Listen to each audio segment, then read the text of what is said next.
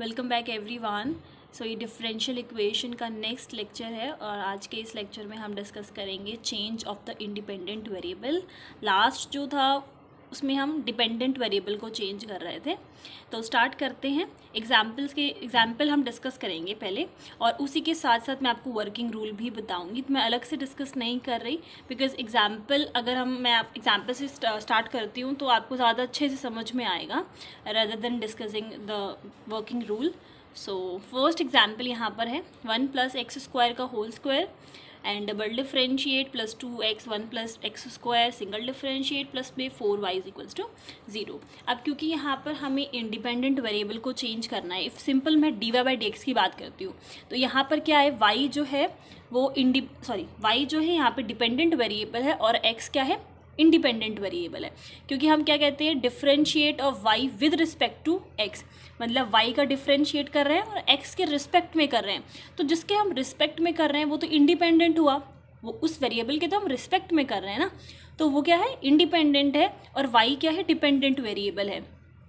तो यहाँ पर आपने लास्ट एक्सरसाइज में देखा होगा, क्योंकि हम डिपेंडेंट वेरिएबल को चेंज कर रहे थे तो हमने यहाँ पर y की जगह पर z को चेंज किया था, z को चेंज किया था, z में चेंज किया था एक्चुअली। सो अब यहाँ पर बट हम क्या करेंगे, क्योंकि इंडिपेंडेंट वेरिएबल को चेंज करना है तो लास्ट एक्सरसाइज में तो हमने ये किया था, बट अब हमारा वेरिएबल जो है वो x से चेंज होगा z में। ओके, आई होप क्लियर है डिफरेंस क्या है इन दोनों में। Now the equation can be solved by changing the independent variable x to z, which converts the standard form of the given equation. Now सबसे पहला step यही है कि जो डबल डिफरेंशिएट वाला पोर्शन है, सो जो कोएफिशिएंट है दैट शुड बी 1। तो हमें क्या करना है, पूरी इक्वेशन से डिवाइड कर देंगे। इफ़ ऑलरेडी 1 है तो कोई प्रॉब्लम ही नहीं है फिर तो, अगर नहीं है तो पूरी इक्वेशन को डिवाइड कर देंगे। अब यहाँ पर ये जो लिखा हुआ है, ये जो फॉर्म हमने लिखी है वो आप देख सकते हैं x की जगह पे z आ चुका है। ओके, और अब जो इसकी कोएफिशिएंट हमने लिखे हैं वो p1 एंड q1 है। जो हमारी वैसे जर्नल फॉर्म होती है वो ये होती है, पर यहाँ पर पी एन क्यू है। क्योंकि ये x के रिस्पेक्ट में है, इस वजह से p/q कर दिया। बट जब हम इसको चेंज कर रहे हैं, like d double differentiate of y with respect to z है, तो इसके कोएफिशिएंट को हमने p1 एंड q1 माना है, सो दैट हम डिफरेंशिएट कर सकें। और राइट हैंड साइड वाले पोर्शन को r1 माना है। ठीक है, इन दोनों में डिफरेंस क्लियर है आई होप।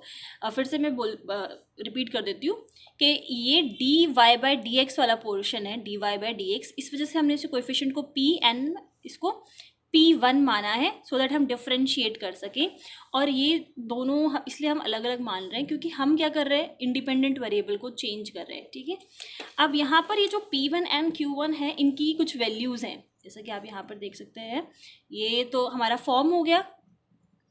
यहाँ पर ये जो P1 है उसकी वैल्यू, मतलब उसका फॉर्मूला आप ये बोल सकते हैं ये है, Q1 का फॉर्मूला ये है एंड R1 का फॉर्मूला ये है। तो आगे हम जब यूज़ करेंगे तो हम इन्हीं को यूज़ करेंगे। एग्जाम्पल को कंटिन्यू करते हैं। अब यहाँ पर जैसा कि मैंने आपको बताया P1 एंड Q1 की वैल्यू दे रखी है। Now we will solve it by both choices, P1 = 0 and Q1 = constant. अब इस चीज़ को समझते हैं। यहाँ पर इस चेंज ऑफ इंडिपेंडेंट वेरिएबल में हमारे पास दो मेथड होते हैं और दोनों में से कोई भी मेथड हम चूज़ कर सकते हैं इसको सॉल्व करने के लिए। फर्स्ट एग्जाम्पल में दोनों मेथड है, आगे भी कुछ एग्जाम्पल्स जिसमें दोनों मेथड से सॉल्व किया हुआ है, तो मैं आपको दोनों मेथड यहाँ पे बता रही हूँ।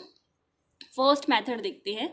सो मेथड 1 में let us choose z such that p1 = 0। तो यहाँ पर जो दोनों मेथड है उसके लिए लिखा भी हुआ है कि पहला तो होता है कि p1 को 0 लेना, सेकेंड होता है q1 को कांस्टेंट लेना। ये दो मेथड्स होते हैं और एग्जाम्पल के थ्रू ही मैं आपको बताऊँगी। वर्किंग रूल हम थोड़ा बाद में देख लेंगे। सो हम क्या करेंगे, z को चूज़ करेंगे सच दैट कि p1 जो है वो 0 हो जाए। So double differentiate of z with respect to x plus p dz/dx = 0। पहला मेथड था कि p1 की वैल्यू को 0 रखना है, तो ये हमारे पास फॉर्मूला था। p1 की वैल्यू को यहाँ पर हम 0 रख देंगे, इसको इधर शिफ्ट करेंगे तो ये भी 0 बचा। क्या यहाँ पर double differentiate of z with respect to x, ये चीज़ बच गई। दिस = क्या होगा, 0, तो ये आ गया हमारे पास। नेक्स्ट अब हमें इस p की वैल्यू की ज़रूरत है, तो हम स्टार्टिंग में जो हमने ये जो फॉर्म थी dy/dx, इसका कोएफिशिएंट तो p होता है, तो ये p की ये वैल्यू है, ये q की वैल्यू है।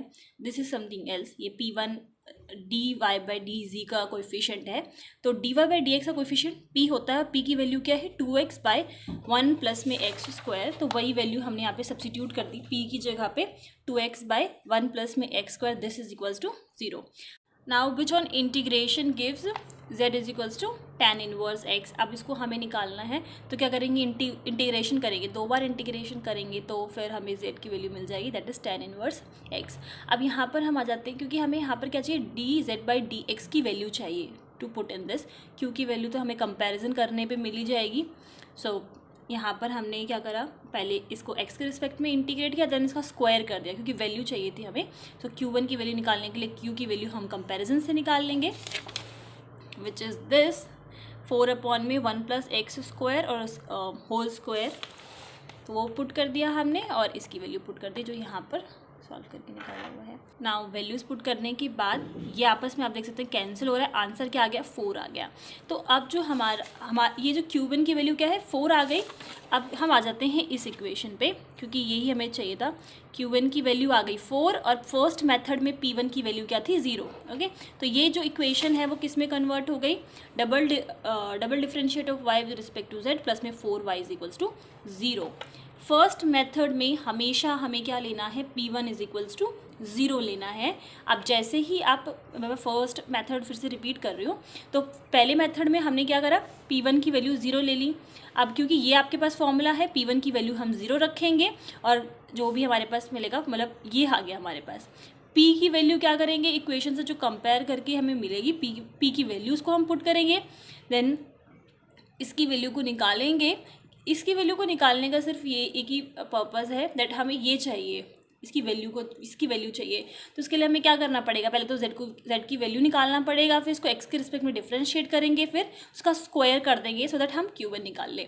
तो ओवरऑल हम कर क्या रहे हैं, इस इक्वेशन की वैल्यू मतलब P1 एंड Q1 हमें ये चाहिए, सो दैट इस इक्वेशन की वैल्यू को हम इसमें हम वैल्यू को पुट करके इसकी इक्वेशन निकाल सकें। क्योंकि अब पहले मेथड में P1 की वैल्यू तो हम 0 लेकर चलते हैं, तो हमें वैल्यू किसकी निकालनी है, अल्टीमेटली Q1 की वैल्यू निकालनी है। और जैसे हम निकालेंगे हमें इसकी एक रिड्यूस्ड इक्वेशन मिल जाएगी, विच इज़ दिस। तो इन शॉर्ट P1 की वैल्यू हमें पता है और Q1 की वैल्यू हमें निकालनी है, और कैसे निकालनी है उसका ये तरीका था। नाउ विच जो हमें मिला है transformed equation, that is a linear equation with constant coefficient. On solving तो इसको हम सॉल्व कर सकते हैं, या ऑक्सिलरी इक्वेशन यहाँ पे मैंने लिखा हुआ दैट इज़ m² - 4 आ जाएगा। तो रूट्स क्या आ रहे हैं इसके, प्लस माइनस आयोटा 2 आ रहे हैं। तो इसके हम रूट कैसे निकालेंगे, that will be C1 cos √2x, यहाँ पे x नहीं आएगा, यहाँ पर आएगा हमारे पास z। क्यों, क्योंकि ये z के रिस्पेक्ट में है, z प्लस में C2 sin √2z, यही कॉम्प्लीमेंट्री फंक्शन बनेगा। इसका पर्टिकुलर इंटीग्रल नहीं बनेगा क्योंकि राइट हैंड साइड क्या है, 0 है। अब यहाँ पर ये कैसे बन गया, हमें z की वैल्यू यहाँ पर क्या आई थी हमारे पास, tan इनवर्स x, तो वो हमने पुट कर रखा है C1 cos, और z की वैल्यू को हमने पुट कर दिया tan इनवर्स x, और सॉरी दिस इज़ 2 ना, तो ये √2 नहीं आएगा, this is 2 and this is 2। Okay, now it's further आपको सॉल्व करने की ज़रूरत नहीं है। तो ये जो है हमारा आंसर आ गया बाय फर्स्ट मेथड। अब आ जाते हैं सेकंड मेथड। सेकंड मेथड में क्या लिखा था कि Q1 is equals to constant.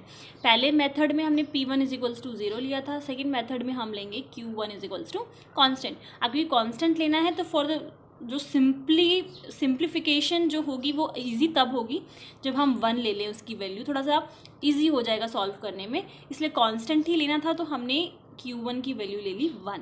अब हमारे पास यही फॉर्मूला होता है, हमने क्या करा, Q की वैल्यू को पुट किया, इसको एज इट इज़ रखा और यहाँ पर वैल्यू पुट कर दी 1, क्योंकि ये जो फॉर्मूला था वो किसका था, Q1 का। ओके, सो थोड़ा सा सिंप्लीफाई करेंगे, मतलब क्रॉस मल्टीप्लाई किया तो ये आ गया dz by dx is equals to this. Now अब हम क्या करेंगे इस मेथड में, क्योंकि हमें Q1 की वैल्यू पता है, दैट इज़ अ कांस्टेंट, हमने 1 लिया है। अब हमें क्या करना है, P1 की वैल्यू निकालनी है, देन सेम उसी इक्वेशन में पुट कर देंगे, जो जो हमें ट्रांसफॉर्म्ड इक्वेशन मिलेगी देन उसे सॉल्व कर देंगे और आंसर आ जाएगा। वही सेम ही मेथड है। तो इसको इंटीग्रेट करेंगे तो क्या मिल जाएगा, z is equals to tan inverse x। ये सब आपको ध्यान नहीं देना, बस यहाँ पे इसको देखिए कि ये हमारे पास है और मुझे चाहिए z की वैल्यू, तो क्या करेंगे, इसको इंटीग्रेट कर देंगे, वी विल गेट यहाँ पे 2 tan इनवर्स आएगा, 2 है ना यहाँ पे, तो 2 tan इनवर्स आ जाएगा। अब हम आ जाते हैं P1 की वैल्यू पे। सो P1 इज इक्वल्स टू, हमारे पास फॉर्मूला है, वैल्यूज़ को हम पुट करेंगे। लाइक इफ़ हमें z की वैल्यू पता है देन उसको हम डबल टाइम डिफरेंशिएट करके विद रिस्पेक्ट टू x इसकी वैल्यू निकाल सकते हैं, सिंगल टाइम डिफरेंशिएट करके इसकी वैल्यू निकाल सकते हैं, स्क्वायर करके इसकी वैल्यू निकाल सकते हैं। p की वैल्यू तो हमें कंपैरिजन से मिल ही जाएगी। जैसे ही हम वैल्यूज़ को पुट करेंगे सब कुछ कैंसिल हो जाएगा या फिर आंसर जो है 0 आ जाएगा, और फिर हम वैल्यू पुट कर देंगे तो रिड्यूस्ड इक्वेशन हमें मिल जाएगी, जिसमें Q1 की वैल्यू हमने 1 रखी है और P1 की वैल्यू हमें 0 मिल जाएगी। ओके, अब इसको सॉल्व करना है, ऑक्सिलरी इक्वेशन बनाएंगे और कॉम्प्लीमेंट्री फंक्शन निकालेंगे तो यही मिलेगा। और यहाँ पे जो ये z की वैल्यू थी वो क्या था, 2 tan इनवर्स x, तो उसको पुट कर दिया, तो ये हमारा सॉल्यूशन आ गया इस सेकंड मेथड से। और आप देख सकते हैं मैंने इसीलिए बोला कि इसको आगे फर्दर जो है सिंप्लीफाई करने की ज़रूरत नहीं है, यही एग्जैक्टली सेम आंसर हमें मेथड 1 से मिला था और यही सेम आंसर हमें मेथड 2 से मिल रहा है, दोनों का एग्जैक्टली जो सेम ही आंसर है। सेकेंड एग्जाम्पल को भी देख लेते हैं सो दैट क्लियर हो जाए एक बार। सो ये है हमारे पास गिवन डिफरेंशियल इक्वेशन। सबसे पहले हमें क्या करना है, स्टैंडर्ड फॉर्म में कन्वर्ट करना है इक्वेशन को। कोएफिशिएंट अगर कुछ है तो पूरी इक्वेशन को डिवाइड कर देंगे और ये हमें मिल गया। नेक्स्ट हमें चेंज करना है इंडिपेंडेंट वेरिएबल को x to z में, तो ये हमारे पास है P1 एंड Q1 की वैल्यू है, R1 की वैल्यू है। पहले मेथड पे आ जाते हैं, पहला मेथड है we have to choosing z such that P1 is equals to 0। तो P1 की वैल्यू जो हम 0 पुट करेंगे, सो यहाँ पर कंपैरिजन करके आप देख सकते हैं P की वैल्यू क्या है, tan x है, तो दिस यहाँ पे मल्टीप्लाई करेंगे तो ये 0 हो जाएगा। P की वैल्यू यहाँ पर हमने पुट कर दी tan x, तो ये आ गया। अब हमें क्या करना है, Q1 की वैल्यू निकालनी है, जिसके लिए हम इसको थोड़ा इंटीग्रेट करेंगे, डबल टाइम इंटीग्रेट करेंगे सो दैट हमें z की वैल्यू मिल जाए which is sin x, and then हम Q1 में पुट कर देंगे, उसका आंसर आ गया -2। R1 का भी हमें पता है, ये फॉर्मूला होता है, कंपैरिजन करके R की वैल्यू को हम यहाँ से पता कर सकते हैं कि क्या आ रही है, उसको सॉल्व कर देंगे।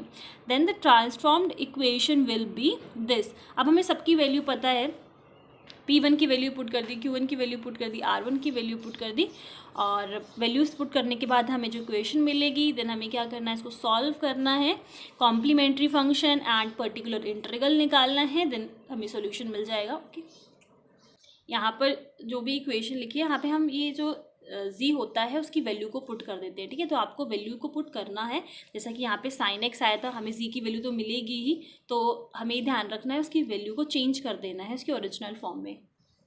एक और चीज़, अब यहाँ पे कंफ्यूज होने की ज़रूरत नहीं है कि हम R1 की वैल्यू को क्यों निकाल रहे हैं। लास्ट इक्वेशन में तो हम लास्ट एग्जाम्पल में तो हमने नहीं किया था, तो उसमें डिफरेंस था कि R जो था ही नहीं वो 0 था, तो हमें ऐसा कुछ करने की ज़रूरत ही नहीं थी। बट क्योंकि इस इक्वेशन में हमारे पास राइट हैंड साइड पे है वैल्यू, तो हमें निकालना पड़ेगा R1, अदरवाइज कोई प्रॉब्लम नहीं है। देन सेकंड मेथड था कि हमें Q1 जो है कांस्टेंट चूज़ करना है, और यहाँ पे कांस्टेंट वैल्यू हम कोई भी चूज़ कर सकते हैं। तो यहाँ पर हमने ले ली -2। ये एक्चुअली इस तरीके से चूज़ की जाती है सो दैट कि क्वेश्चन जो हो ईजी हो सॉल्व करने में, और बाकी कांस्टेंट ही वैल्यू होती है, कुछ भी आप चूज़ कर सकते हैं। देन हम सॉल्व करेंगे, सॉल्व करने के बाद हमें z की वैल्यू निकालनी है। अल्टीमेटली हमारा पर्पज़ यही है कि हमें P1 R1 जो भी वैल्यूज़ रह गई हैं उनकी वैल्यूज़ को निकालना है। तो यहाँ से हमारे पास z की वैल्यू मिल गई sin x, then P1 R1 की वैल्यूज़ को निकाल लेंगे, उसी इक्वेशन में पुट कर देंगे तो एक रिड्यूस्ड इक्वेशन मिल जाएगी, और फिर हम सॉल्व कर देंगे। और यहाँ पर वही चीज़ सेम चीज़ लिखी हुई है, आंसर आपको सेम मिलेगा, which is the same equation as obtain by method 1। वही सेम इक्वेशन हमें मिल रही है जो हमें मेथड 1 में मिली थी, तो एग्जैक्टली वैसे ही सॉल्व करना है। And in the similar manner its solution can be obtain. We have solve the above 2 examples by both the methods. The case Q1 is equals to constant is usually easier, and now further examples will be solved by this choice. तो दोनों method से जो है solve करके first 2 examples में दिखाया हुआ है। आगे जो फर्दर आगे के जो एग्जाम्पल्स हैं उसमें आप किसी भी एक मेथड से सॉल्व कर सकते हैं, कोई प्रॉब्लम नहीं है। आपको जो इजी लगे उस मेथड से सॉल्व किया जा सकता है। अब इन्होंने जस्ट ये लिखा है कि Q1 is equals to constant लेने से ज़्यादा ईजियर पड़ता है, बट टोटली योर चॉइस, आप किसी भी एक मेथड से सॉल्व कर सकते हैं। और दोनों एग्जाम्पल्स में आपने देखा कि आंसर सेम ही आता है, तो दोनों करने की ज़रूरत नहीं है। देन यहाँ पर 2 एग्जाम्पल्स और है, एक और एग्जाम्पल है यहाँ पर। तो आप लोग प्रैक्टिस कर सकते हैं, इसको सॉल्व कर सकते हैं।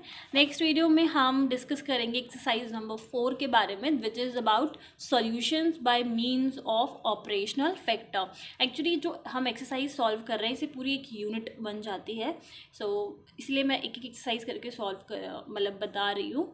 और इस नेक्स्ट एक्सरसाइज में ऑपरेशनल फैक्टर के बारे में है एंड जो कि हम नेक्स्ट लेक्चर में देखेंगे। इस वीडियो में बस इतना ही। कोई प्रॉब्लम हो तो आप लोग मुझसे पूछ सकते हैं। Thank you, bye bye.